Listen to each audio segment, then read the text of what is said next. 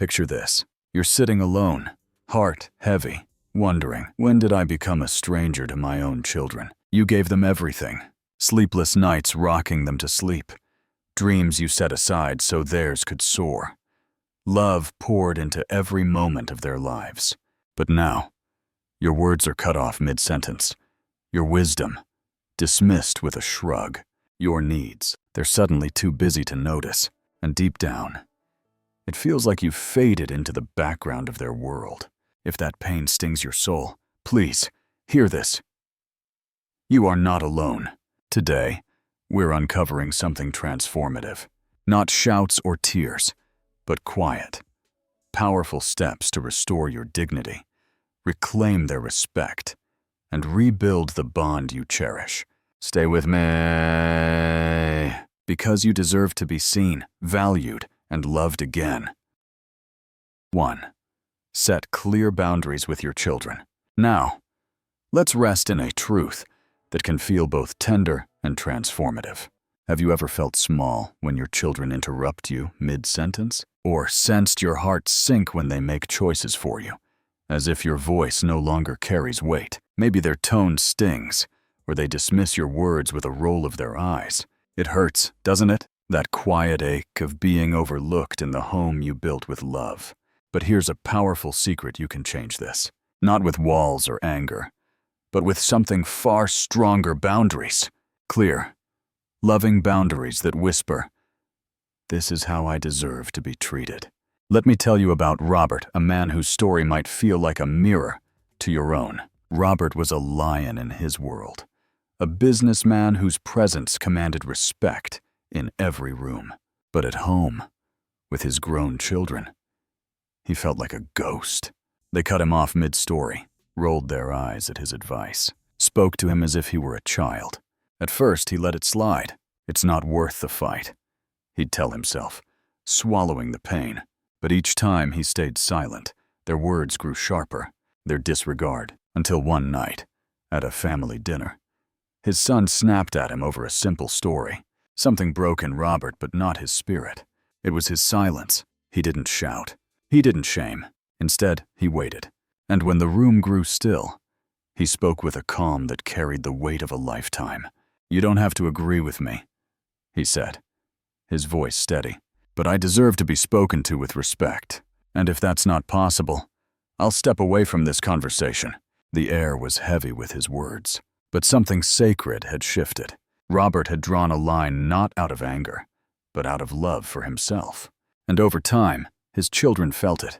They didn't lose him, but they learned to meet him with care. Respect grew, not because he demanded it, but because he declared it. Dear friend, boundaries aren't about pushing your children away. They're about inviting them to see you, truly see you. You are allowed to say, "I need to be heard." You are allowed to say, "This tone doesn't belong in our conversations." Your time, your heart, your presence, they are treasures, not guarantees. So, take a breath and picture yourself standing tall. The next time their words wound, speak your truth with love and strength. You're not building walls. You're building respect. And in that quiet act of courage, your children will begin to see you, not as someone to overlook, but as a soul to honor, to cherish, to hold close. 2. Don't engage in arguments. Choose to lead. Now, let's lean into a moment that might feel all too familiar.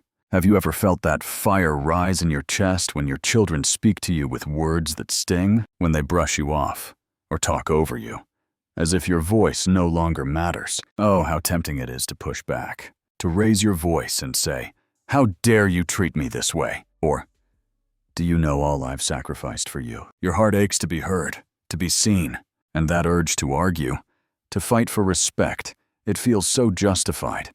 But here's a quiet truth that can change everything. Arguing rarely heals. It only deepens the wounds. Instead, there's a stronger path, a path of calm. Let's walk it together. Let me tell you about Frank, a man whose story might echo in your soul. Frank was a teacher, revered for decades in his classroom. His students hung on his every word, their eyes bright with respect. But at home, With his grown children, it was a different story.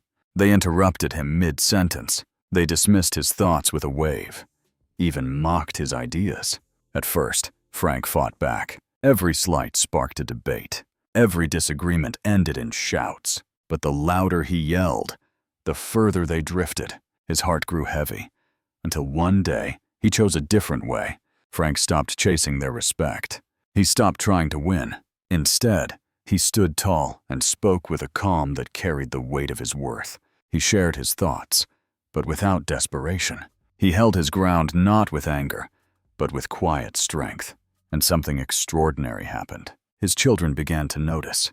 They leaned in, not because he demanded it, but because his presence commanded it. His calm became his power. His steady voice carried a truth they couldn't ignore. I know who I am, and I don't need to shout to prove it. Dear friend, you don't have to fight for respect either. You don't need to argue to be heard. Let your calm be your strength. Let your presence speak your worth. When their words sting, take a breath and respond with the dignity you've always carried. That's not weakness, it's ute. And in that quiet power, your children will begin to see you anew, not as someone to dismiss, but as someone to admire, to cherish, to respect. 3. Avoid emotional dependency on your children. Let's pause and hold space for a truth that might feel heavy, yet beautifully freeing. Have you ever felt your heart ache, waiting for a call that never comes, or sat in the quiet, longing for your children to notice you, to value you, to fill that empty space inside? Oh, dear soul, I know that ache. It's the weight of loving so deeply and hoping they'll love you back the same way.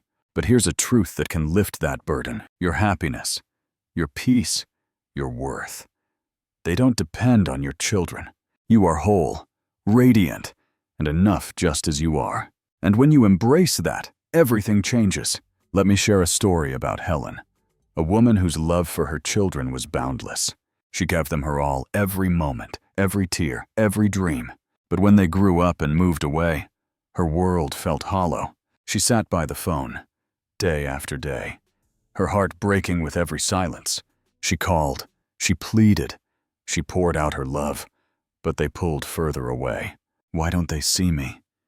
She wondered, her voice trembling with sorrow, until one day, Helen made a choice, not out of anger, but out of courage. She turned inward and began to rediscover herself. She joined a dance class, her feet twirling to music that woke her soul. She laughed with new friends over lunch, her smile bright again. She painted, she read, she lived, not for their approval, but for her own joy. And then, something miraculous happened. Her phone began to ring. Her children called curious, drawn to this vibrant woman who wasn't waiting anymore. They wanted to hear about her life, her laughter, her light, not because she chased them, but because she shone so brightly on her own. Dear friend, you don't need your children to complete you. Your worth isn't measured by how often they call or how much they say thank you. It lives in you, in the dreams you still carry, the passions you can rekindle, the life you deserve to live. So, take a step today. Pick up that book you've been meaning to read. Join that class. Call an old friend. Let your heart sing again. And as you do, your children will see you, not as someone waiting in the shadows, but as a beacon of strength, of joy, of undeniable worth, a soul they'll cherish with newfound respect. 4. Avoid the habit of excessive people-pleasing. Let's sit together for a moment and touch on a truth that might ache in your heart. Have you ever felt your spirit whisper no, but your lips still said yes, just to keep the peace? Have you ever pushed your own needs aside, rearranged your weary days, silenced your own voice, all to avoid that clash, that distance with your children? Maybe you dragged yourself to babysit the grandkids, though your bones begged for rest. Or maybe you swallowed the hurt of their sharp words, just so you wouldn't seem like a burden. Oh, my dear friend, I feel that weight with you. So many of us have done this, believing it's love, believing it weaves the family closer. But here's a truth that cuts deep, yet sets you free. The more you chase their approval, the less they see your worth. Not because their hearts are cold, but because we show the world how to value us. And when we bend too far, we risk becoming invisible. Let me share a story that might feel like your own. There was Margaret, a mother whose love was a river endless and fierce. She poured her soul into her 3 children, every sleepless night, every dream she tucked away so theirs could shine. But as her hair turned silver, she began to shrink. She let her children choose her home, her savings, even her dignity. "I just want them to stay close," she'd murmur, her voice breaking like fragile glass. But the more she surrendered, the more they looked past her. They didn't see her love. They saw a shadow, someone whose voice no longer carried weight. Yet, here's the light in Margaret's story, and the hope waiting for you. Respect isn't born from giving your all away. It grows from the courage to stand in your own light. You are allowed to say, "No, my heart needs rest today." You are allowed to draw a line and say, "This is how I deserve to be treated." Your needs, your time, your beautiful spirit, they are precious. Picture this. The next time you feel that pull to please, stop, breathe deeply, and with a gentle strength, say, "I love you, but I must honor myself too." It's not selfish, it's sacred. And when you rise in your own worth, something miraculous happens. Your children will pause. They'll see you not as someone who fades, but as someone who radiates, a soul they can't help but cherish and respect. 5. Stop giving unconditionally. Let's sit with a truth that might stir both pain and power in your heart. Have you ever given everything, your time, your energy, your love, only to feel it vanish? Unnoticed. Maybe you've dropped everything to help your children, lent money without a second thought, or rearranged your days to be there because that's what your heart does. You give freely, fully, hoping they'll see your love. But what happens when they don't say thank you?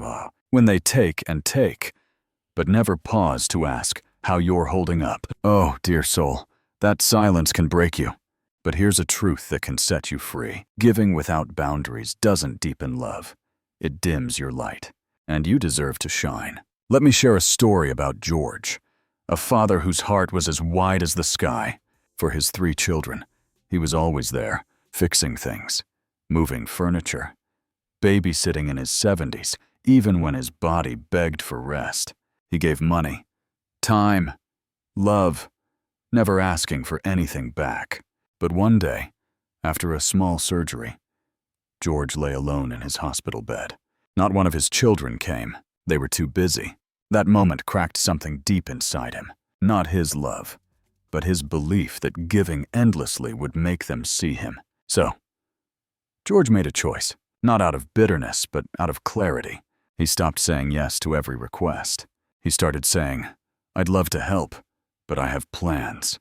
Or, "I can do this if it's truly needed."